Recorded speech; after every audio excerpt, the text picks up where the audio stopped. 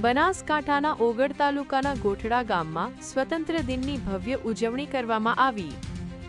આ પ્રસંગે ગામના લોકોની મોટી સંખ્યાએ એકત્રિત થઈને દેશભક્તિના ગીતો ગાયા અને રાષ્ટ્રધ્વજ ફરકાવ્યો।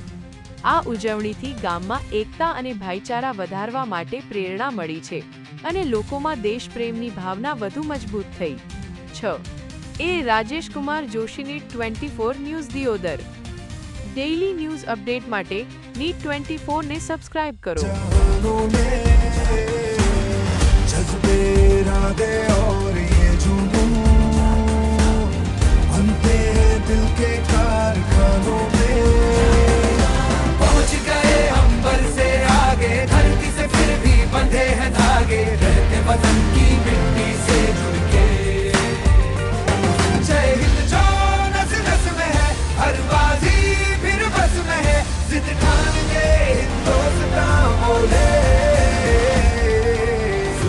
सुफलां मलयज शीतलां शस्य श्यामलां वन्दे मातरम्।